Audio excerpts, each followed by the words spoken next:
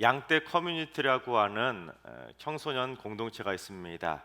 위기의 청소년들을 보듬어주고 돌봐주는 사랑의 공동체인데, 이 공동체를 이끌어 가시는 이요셉 목사님이란 분은 그 위기에 처한 청소년 아이들에게 아빠와 같은 존재라고 합니다. 그래서 이 목사님에게는 자주 다음과 같은 문자들이 온다고 합니다. 아빠, 17시간 감금 폭행 당하다가 겨우 도망쳤어요. 저 좀 살려줘요. 학교에 경찰이 찾아와서 도망쳤는데 갈 데가 없어요. 어제부터 한 끼도 못 먹었는데 밥 좀 사줘요. 그처럼 부모에게 버림받고 자해하고 미혼모가 되고 일진 등 일탈 행동을 하고 어린 나이에 어른들로부터 성적 학대를 받아서 동성애자가 되고 술과 담배, 마약에 빠져 가출을 하는 등 갈 곳 몰라 방황하던 아이들로부터 수시로 그런 연락이 온다고 합니다. 그러면 그런 아이들을 데려다가 먹여주고 재워주면서 그 아이들에게 복음을 전하는 곳, 그것이 바로 양떼 커뮤니티입니다. 그런데 목사 안수를 받기 전에 한 번은 주일에 예배를 드리고 났더니 이 아이들이 너무 배가 고프다고 막 아우성을 치길래 이 패스트푸드점으로 데려갔다고 합니다. 하지만 주머니 사정이 여의치 않으니까 1인당 세트 메뉴 하나만 시키고 그 이상은 절대로 안 돼, 그렇게 규칙을 정해주고 아이들로부터 주문을 받았다고 합니다. 그래서 이제 결제를 하려고 카운터 앞에서 지갑을 딱 펼쳐봤는데 아이들에게 간식을 사주려고 오랫동안 밥도 굶어가면서 모아두었던 그 모든 돈이 하나도 없는 겁니다. 그런데 그 순간 불현듯 한 장면이 떠올랐다고 합니다. 생각해보니까 그날 설교를 하기 전에 분명히 돈이 들어있는 지갑을 확인하고 이 지갑을 이 공동체 안에 있는 한 아이에게 맡겨주고 설교를 했다고 합니다. 그런데 그 아이가 전도사님의 돈을 전부 다 가져가 버린 것입니다. 고양이에게 생선을 맡긴 것이죠. 그것도 그동안 사랑으로 품어줬던 그 아이가 돈을 훔쳐가 버렸으니 여러분 얼마나 서운하고 화가 났겠습니까? 하지만 주문을 했으니까 어쨌든 결제는 해야 되지 않겠습니까? 그래서 지갑을 뒤져봤더니 돈은 하나도 없고 평소에 전혀 사용하지 않아서 완전히 잊고 있었던 체크카드 한 장이 보이더랍니다. 하지만 물론 통장에 잔액이 하나도 없었기 때문에 의심만반씩 그런 생각하고는 이거 줘봤자인데 하면서도 이 카드를, 체크카드를 전문에게 줘봤다고 합니다. 그런데 어떻게 됐을까요? 아이가 시킨 모든 것들이 다 전부 다 결제가 된 것입니다. 순간 대체 이 카드가 왜 긁힌 거지 하고 놀랐는데 순간 문자 하나가 왔다고 합니다. 그래서 봤더니 지방에서 사회복지 사역을 병행하시는 어머니와 같은 목사님이 보내주신 문자였다고 합니다. 내용이 이렇습니다. 전도사님, 매주 양떼 아이들 먹이느라 힘드시죠? 전도사님 기도를 하는데 이번 주 간식은 제가 사야 할 것 같아서 돈을 좀 보냈어요. 전에 일하셨던 계좌로 보냈어요. 힘내세요. 그때 이 전도사님이 이걸 깨달았다고 합니다. 하나님의 자녀는 하나님이 분명히 먹이신다. 우리 한번 따라해 볼까요? 하나님의 자녀는 하나님이 분명히 먹이신다. 아멘. 그렇습니다. 하나님께서는 우리를 분명히 먹여주시고 길러주시고 채워주시고 갚아주시고 베풀어주시는 오병이어의 하나님이신 줄로 믿습니다. 오병이어의 기적은 마태, 마가, 누가, 요한 사복음서에 공통적으로 나오는 유일한 기적일 정도로 성경에서 가장 유명한 기적이 바로 오병이어의 기적입니다. 그런데 이 오병이어의 기적은 우리가 흔히 세 가지 교훈으로 압축해서 많은 성도님들이 알고 있고 또한 목회자들도 그렇게 설교해 왔습니다. 첫째는 헌신이 오병이어의 기적을 만든 것입니다.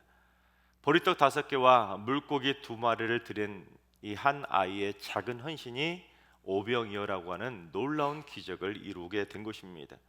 즉 아무리 작은 헌신이라도 주님께 우리가 그 헌신을 드리면 주님은 그 헌신을 통해 오병이어의 기적을 베풀어 주시는 것이죠.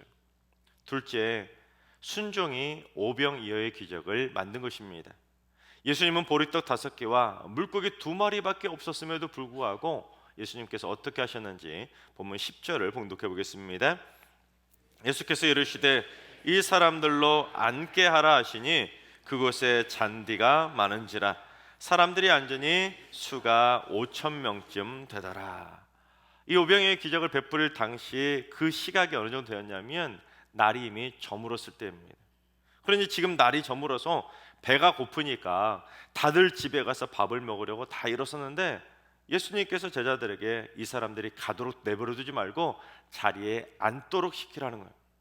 그러자 마가복음 6장을 보면 사람들이 어떻게 했는지가 나오는데 그 잔디밭 위에 50명씩 100명씩 무리를 지어 자리에 앉은 것입니다. 즉 가만히 앉아있던 사람들이 그렇게 앉아있으니까 주님이 다 일어나세요 하고 다시 헤쳐 모여서 50명씩 100명씩 앉으세요 이렇게 시킨 것이 아니라 이제 날이 저물었는데도 배고파가지고 다들 일어서서 집으로 가려고 하는데 주님이 그들에게 가지 말고 다들 앉으라고 시키니까 그들이 질서정연하게 50명씩 100명씩 무리를 지어 잔디밭 위에 앉은 것입니다. 여러분 만약에 그 순간에 그들이 순종하지 않고 뭐야 날도 저물었는데 뭘 또 앉으라고 해?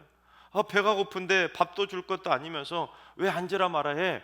만약에 그러면서 그들이 순종하지 않고 집으로 다 가버렸다면 그들은 오병이어의 기적을 맛볼 수 없었을 것입니다. 그러니까 순종이 오병이어의 기적을 만든 것이죠. 그처럼 우리도 주님의 말씀에 순종하면 주님은 우리에게 오병이어의 은혜를 넘치도록 부어주실 줄로 믿습니다. 셋째, 감사가 오병이어의 기적을 만든 것입니다. 예수님께서 그 큰 무리들을 잔디 위에 앉도록 하신 다음에 어떻게 하셨는지 우리 11절을 봉독해 보겠습니다. 예수께서 떡을 가져 축사하신 후에 앉아있는 자들에게 나누어 주시고 물고기도 그렇게 그들의 원대로 주시니라. 예수님께서 떡을 가지고 축사하신 후에 앉아있는 자들에게 원 없이 나눠 주었는데도 불구하고 떡과 또한 이 물고기가 5천 명이 전부 다 배불리 먹고도 12바구니나 남게 된 것입니다. 자, 그렇다면 여러분 오병이어의 기적이 어떠한 방법으로 이루어졌을 것 같습니까? 여러분 한번 제가 문제를 낼 테니까 한번 맞춰보시기 바랍니다. 1번 떡을 주면 또 떡이 생기고 떡을 주면 또 떡이 생기고 떡을 주면 또 떡이 생기고 물고기 주면 또 물고기가 생기고 물고기 주면 또 생기고 이런 방식으로 오병이어의 기적이 생겨났을 것이다. 2번 뻥튀기처럼 엄청난 떡이 한꺼번에 축사하신 다음에 뻥 하고 엄청난 물고기와 보리떡이 생겨났을 것이다. 3번 퀵 서비스로 여기요 하고 떡 배달이 왔을 것이다. 4번 안 봐서 정확히 모른다. 여러분 정답이 뭘까요? 4번이죠. 여러분 가보셨어요? 그 당시 살아보셨나요? 여러분 우리는 안 봐서 모릅니다. 추측은 할 수 있을지 몰라도 우리는 아무도 본 사람이 없기 때문에 성경에도 나오지 않기 때문에 어떻게 오병이어의 기적이 일어났는지 아무도 모릅니다. 하지만 우리가 알고 있는 분명한 사실을 딱 하나가 있습니다. 그게 뭐냐면 주님께서 떡을 가지고 축사하신 후에 원 없이 먹도록 나눠 주신 것입니다. 그러니까 오병이어의 기적은 어떻게 나눠 주었느냐가 포인트가 아니라 주님께서 축사하신 것이 포인트입니다. 근데 우리 한글 성경은 축사라고 번역을 했지만 원래 이 단어는 감사라는 뜻입니다. 그러니까 주님께서 떡을 가지고 하나님께 감사하신 다음에 그 다음에 떡을 나눠주고 물고기를 나눠주었더니 5천 명이 한없이 배불리 먹고도 12광질이나 남는 놀라운 기적이 일어난 것이죠. 그러니까 감사가 오병이어의 기적을 만든 것입니다. 바라옵게는 비록 오병이어처럼 여러분이 작은 것만 가지고 있다 할지라도 여러분 감사하시기 바랍니다. 그래서 원 없이 배불리 먹고도 남을 정도로 여러분 모두 다 인생에서 풍성하게 체험받게 되시기를 주님의 이름으로 축원합니다. 그렇습니다. 오늘 말씀은 주님께 헌신하고 주님께 순종하고 주님께 감사하는 자들은 오병이어의 기적을 맛보게 된다는 것을 우리에게 보여주신 것입니다. 하지만 그것은 우리가 일반적으로 너무 많이 들어왔고 또 우리가 너무나 일반적으로 생각하는 우리 입장에서 바라본 해석입니다. 왜냐하면 사람들은 오병이어의 기적 같은 체험적이고 현실적인 기적을 좋아하기 때문입니다. 얼마큼의 돈이 부족해서 막 쩔쩔매고 있는데 주님 앞에 헌신을 했더니 어느 날 그 돈을 딱 맞춰서 채워주시고 봉사자가 부족하다고 해서 순종하는 마음으로 헌신을 했더니 어느 날 갑자기 봉사자들이 막 넘치도록 채워지고, 또 먹을 것이 없어서 오래 며칠 동안 막 배고파서 배를 쫄쫄 굶고 있는데 주님께 그럼에도 불구하고 감사했더니 어느 날 친구가 뷔페를 데려가서 원 없이 배부르게 먹는 것처럼, 우리는 사실 우리 삶 속에서 체험적이고 현실적인 오병이어의 기적을 좋아하며 살아갑니다. 하지만 우리는 이 오병이어의 말씀을 통해서 우리를 향하신 주님의 진짜 마음을 깨달아야 됩니다. 여러분, 오병이어의 기적을 통해서 주님이 말씀하시고자 하는 진짜 마음은, 첫째, 오병이어의 기적은 주님이 우리를 불쌍히 여기셔서 무한대의 사랑을 베풀어 주신다는 것을 친히 보여주신 것입니다. 여러분, 요한복음과 달리 다른 병행 본문에는 이 오병이어의 기적을 베푸시기 바로 직전에 어떤 상황이 있었는지, 주님이 어떤 마음을 가지셨는지가 나와 있는데, 우리 마가복음 6장 34절을 봉독해 보겠습니다. 예수께서 나오사 큰 무리를 보시고 그 목자 없는 양 같음으로 인하여 불쌍히 여기사 이에 여러 가지로 가르치시더라. 예수님에게 큰 무리가 막 오는 걸 보시고 그들이 목자 없는 양들처럼 보이니까 그들을 불쌍히 여기시고 그들에게 여러 가지로 가르쳐 주신 것입니다. 그런데 여러분, 이 목자 없는 양들에게 뭘 가르쳐 주셨겠습니까?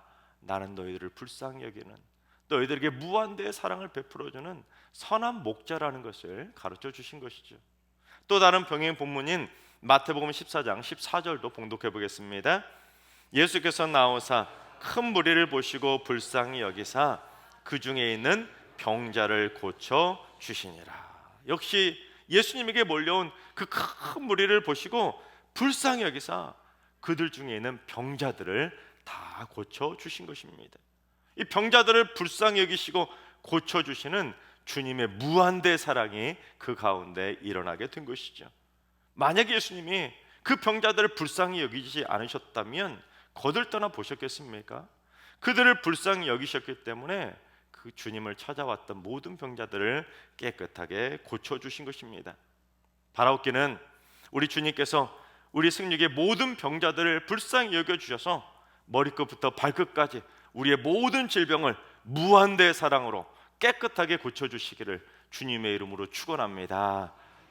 그런데 마찬가지로 예수님이 곧 이어서 베풀어 주신 오병이어의 기적을 베풀어 주신 것도 날이 이미 저물었는데도 먹지 못해서 이제 다들 집으로 가려고 막 일어섰던 그들에게 사탕 한두 개 주려고 한 것이 아니라 그들을 진짜 불쌍히 여기셨기에 5천 명이 원 없이 배불리 먹을 수 있도록 오병이어의 무한대의 사랑을 베풀어 주신 것입니다.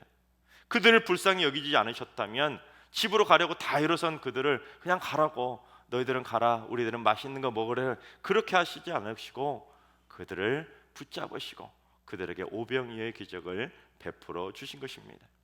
바라옵기는 우리 가운데 물질의 궁핍함으로 어려움에 처한 성도님들이 계시다면 주님께서 우리를 불쌍히 여겨주셔서 무한대 사랑으로 넘치도록 채우신다는 사실을 믿음으로 고백함으로 말미암아 우리 모든 성도님들 무한대 사랑으로 넘치도록 채움받게 되시기를 주님의 이름으로 축원합니다. 그런데 우리는 인생의 연약함이나 궁핍함을 느끼는 상황이 되면 주님이 우리를 불쌍히 여기셔서 무한대의 사랑을 베풀어 주시며 우리를 고쳐주시기도 하고 부족한 것도 채워주실 거라고 그렇게 생각하기보다는 그냥 현실적인 계산을 할 때가 참 많이 있습니다. 오늘 본문에도 그게 나타나는데, 예수님께서 큰 무리를 보시고는 우리가 어디서 떡을 사서 이 많은 사람들을 다 먹일 수 있겠냐고 빌립에게 한번 물어봤더니 빌립이 뭐라고 대답을 했는지 우리 7절을 봉독해 보겠습니다. 빌립이 대답하되 각 사람으로 조금씩 받게 할지라도 200데나리온의 떡이 부족하리이다. 주님, 저들에게 조금씩만 나눠줘도 이 큰 무리를 전부 다 먹이려면 200데나리온의 떡도 부족하겠는데요. 이 말은 지금 날도 저문 마당에 어디서 무슨 수로 그 많은 떡을 사서 이 많은 사람들 다 먹일 수 있겠습니까? 즉 택도 없으니까 저 사람들 신경 쓰지 말고 주님, 우리끼리 밥이나 먹으러 가시죠, 그런 의도입니다. 그러나 주님이 하시면 그 어떤 것도 부족함이 없는데 빌립은 주님이 그들을 불쌍히 여기신다는 것을 몰랐던 것입니다. 이런 마찬가지입니다. 우리 인생에서 주님이 빠진 계산은 우리가 아무리 정확히 계산해도 그 계산은 틀린 답일 수밖에 없는 것입니다. 왜냐하면 주님은 우리를 불쌍히 여기시는 무한한 사랑의 선한 목자이시기 때문에 주님의 무한대 사랑이 빠진 계산은 전부 다 틀린 계산인 것입니다. 세상의 계산기로는 1 더하기 1은 정확히 2로 정답이 나오겠지만 여러분, 하나님의 계산기는 거기에 주님의 무한대 사랑이 더해지기 때문에 인간은 상상할 수 없는 무한대 오병이의 기적을 맛볼 수 있게 되는 것입니다. 그래서 세상의 계산기로는 1 더하기 1은 2밖에는 되지 않지만 주님의 계산기로 두드려 보면 1 더하기 1이 무한대가 나올 수도 있는 것이죠. 그런데 베드로의 형제인 안드레가 또 뭐라고 했는지 우리 9절 상반절을 봉독해 보겠습니다. 여기 한 아이가 있어 보리떡 5개와 물고기 2마리를 가지고 있나이다. 안드레가 딱 여기 상반절까지 방금 봉독한 부분까지만 딱 주님께 말씀을 드리고는 주님, 여기 보리떡 5개하고 물고기 2마리가 있지만 주님이라면 능히 하실 수 있을 줄 믿습니다. 이렇게 하면 만약에 안드레의 믿음은 두고두고 칭찬을 받았을 것입니다. 하지만 안드레가 또 뭐라고 했는지 우리 9절 하반절도 봉독해 보겠습니다. 그러나 그것이 이 많은 사람에게 얼마나 되겠사옵나이까. 주님, 고작 이 보리떡 5개하고 물고기 2마리 가지고 이 많은 사람들에게 간의 기별이나 가겠습니까? 빌립처럼 이걸로는 택도 없을 것이라고 현실적인 답변을 드린 것입니다. 즉, 이 안드레에게는 혹시나 하는 믿음이 있었기 때문에 주님께 먼저 아뢰었지만, 즉 유리로 말하면 기도를 드렸지만 현실적인 계산기를 막 두드려 보더니 역시나 포기하고 말았던 것입니다. 왜냐하면 안드레도 주님이 그들을 불쌍히 여기신다는 주님의 그 무한대 사랑을 빼고 계산했기 때문입니다. 그러나 여러분, 우리가 연약함과 궁핍함에 처해 있다면 주님은 그걸 모르시지도 않고 외면하지도 않으십니다. 우리가 궁핍에 처하고 질병으로 연약함에 처했을 때 주님은 우리를 불쌍히 여기시며 오병이의 기적을 무한대로 베풀어 주시는 것입니다. 그런데 우리를 불쌍히 여겨주시는 그 주님의 무한대 사랑의 마음을 우리가 알지 못한다면 우리는 이 세상에 살아갈 때 고난이 닥쳤을 때 빌리처럼 단번에 현실적인 계산기를 두드려보거나 아예 안 되는구나 하고 포기해버립니다. 또는 안드레처럼 혹시나 하는 믿음이 있기 때문에 주님 한두 번 그렇게 도와달라고 살려달라고 기도하다가 역시나 안 되는구나 하고 현실적 계산기를 두드려보고 걱정만 하다가 낙심하게 되는 것입니다. 그렇습니다. 여러분, 혹시 고통스러운 질병으로 아파하고 계십니까? 마음이 무너질 정도로 연약해져서 힘겨워하고 계십니까? 물질적인 부족함과 궁핍함 때문에 어찌할 바를 모르고 계십니까? 길을 잃은 양떼처럼 갈 곳 몰라 방황하고 계십니까? 그렇다면 지금 이 순간에도 내 형편과 처지를 모두 다 아시는 주님께서는 나를 지금 불쌍히 여기시고 무한대 사랑 우리에게 보내주고 계신다는 사실을 믿으시기 바랍니다. 그래야 현실적인 계산기를 두드리다가 포기하거나 낙심하는 것이 아니라 오병이어의 기적을 넘치도록 맛보게 되는 것입니다. 바라옵기는 선한 목자이신 주님께서 우리를 불쌍히 여겨주셔서 무한대 사랑으로 우리의 연약함도 다 고쳐주시고 우리의 궁핍함과 부족함도 무한대 오병이어로 넘치도록 채워주시기를 주님의 이름으로 축원합니다. 둘째, 오병이어의 기적은 생명의 떡을 먹여주시기 위한 주님의 십자가 사랑을 친히 보여주신 것입니다. 여러분, 오병이어 사건은 배고픈 양들을 불쌍히 여기신 주님께서 그들의 궁핍함을 채워주신 기적의 사건인 것은 맞습니다. 놀라운 기적이죠. 그런데 단순히 먹을 것이 없는 자들에게 먹을 것을 주신 1차원적인 기적이 절대로 아닙니다. 오병이어의 기적을 베풀어 주셨던 예수님의 궁극적인 목적이 무엇이었는지를 제대로 알려면 여러분, 그 이튿날 예수님이 제자들하고 나누었던 대화를 보면 예수님이 왜 굳이 오병이어의 기적을 베푸셨는지 알 수 있습니다. 우리 요한복음 6장 35절을 봉독해 보겠습니다. 예수께서 이르시되 나는 생명의 떡이니 내게 오는 자는 결코 줄이지 아니할 터이요 나를 믿는 자는 영원히 목마르지 아니하리라. 그렇습니다. 저희 집에 삼남매가 있는데 한참 클 나이라 그런지 얼마나 잘 먹는지 모릅니다. 먹고 또 먹고 먹고 또 먹고 어떤 날은 하루에 5끼도 먹는 것 같아요. 그처럼 아무리 원 없이 배불리 먹어도 돌아서면 배고프고 돌아서면 배고픈 게 바로 인간입니다. 그런데도 사람들은 다시 줄이고 다시 목마를 수밖에 없는 세상의 썩을 양식을 위해서 살고 있기 때문에 썩을 양식이 아니라 썩지 않는 영생의 양식인 생명의 떡을 먹어야 영원히 줄이지 않고 영원히 마르지 않을 것이라는 걸 분명히 가르쳐 주시기 위해 마르지 않고 남는 풍성한 오병이어의 기적을 보여주신 것입니다.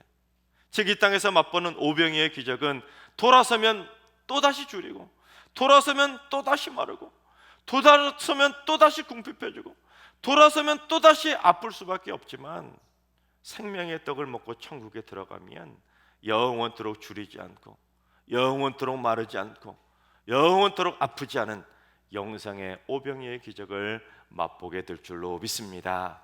자, 그렇다면 그 생명의 떡이 구체적으로 무엇인지 요한복음 6장 53절을 봉독해 보겠습니다.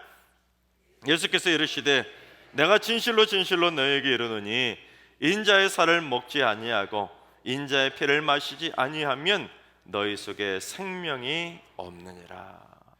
주님의 살과 피가 바로 생명의 떡이기 때문에 썩을 양식을 아무리 이 땅에서 원 없이 배불리 먹어도 주님의 살과 피를 그 생명의 떡을 먹고 마시지 않으면 그에게는 영원한 생명이 없는 것입니다.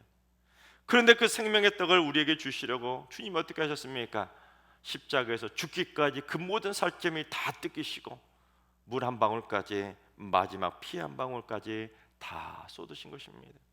그러니까 오병이의 기적을 제대로 이해하려면 오늘 본문처럼 1절부터 15절까지만 딱 떼가지고 오병이어의 기적, 우리에게 물질의 궁핍함을 채워주시는 그런 오병이어의 1차원적인 기적으로만 볼 것이 아니라 요한복음 6장 전체를 봐야 왜 이 기적을 베풀어 주셨는지를 온전히 이해할 수 있는 것입니다. 여러분, 이 세상에서 연약하고 궁핍할 때 썩을 양식들을 오병이어의 기적으로 체험받는 거 참 은혜롭지요.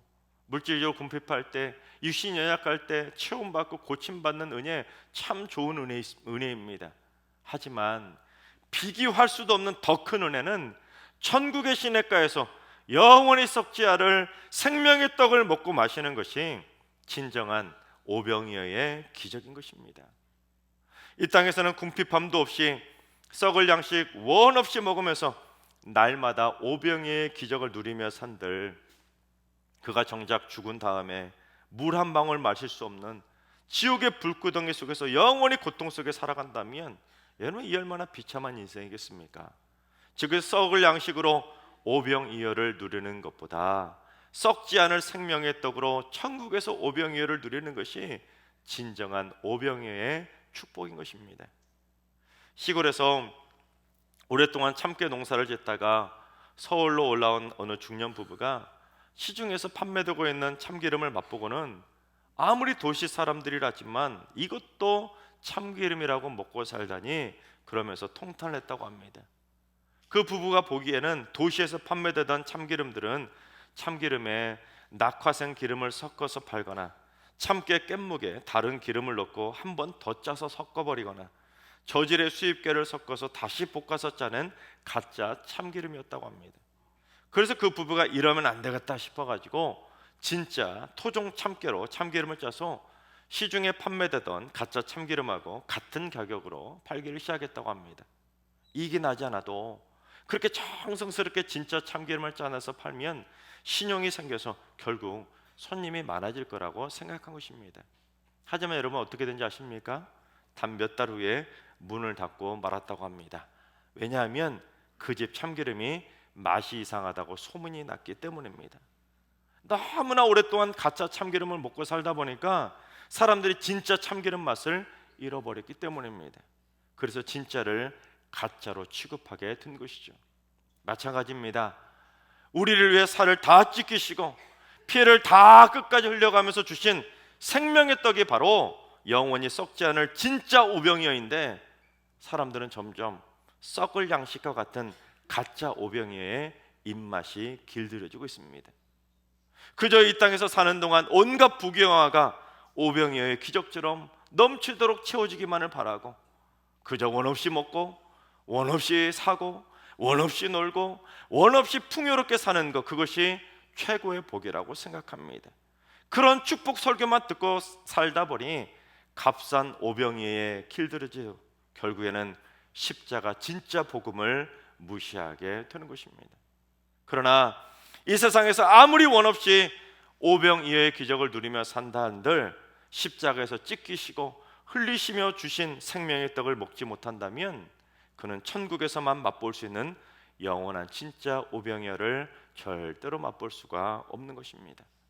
하나님께서 사랑하시는 여러분, 선한 목자이신 주님께서는 우리를 불쌍히 여기셔서 지금도 우리에게 무한대의 십자가 사랑을 보내고 계신다는 것을 분명히 믿으시기 바랍니다. 그래서 이 땅에서 썩어 없어질 가짜 오병이어에 우리의 입맛이 길들여지고 버려지는 것이 아니라 우리를 위해 십자가에서 찢기시고 흘려주신 그 생명의 떡을 맛봄으로 말미암아 우리 모두 다 천국의 시냇가에서 영원한 오병이어를 맛보며 살게 되시기를 주님의 이름으로 축원합니다. 기도하겠습니다. 오병이어의 기적으로 동행하시는 하나님, 저희 승리의 모든 성도들이 헌신과 순종과 감사를 통해 일평생 풍성한 오병이어의 기적을 맛보며 살게 하여 주옵소서. 그래서 주님이 우리를 불쌍히 여기셔서 무한대 사랑을 베풀어 주고 계신다는 사실을 믿고 현실의 계산기를 두드리는 것이 아니라 인생의 계산기에 주님의 무한대 사랑을 넣고 계산하게 하여 주시옵소서. 그래서 썩을 양식을 위하여 일하는 인생이 아니라 썩지 않을 생명의 떡을 위하여 사는 믿음의 인생을 살게 하여 주시옵소서. 저희에게 생명의 떡을 주시기 위해 살을 다 찢기시고 피를 다 쏟으신 주님의 십자가 사랑을 깨달아 썩을 양식에 오병이어에 길들여지는 현실적인 삶이 아니라 썩지 않는 생명의 떡을 먹고 천국의 시냇가에서 영생의 오병이어를 맛보며 살게 하여 주시옵소서. 생명의 떡으로 영생의 오병이어를 맛보게 해주신 주 예수 그리스도 이름으로 축복하며 기도하옵나이다. 아멘.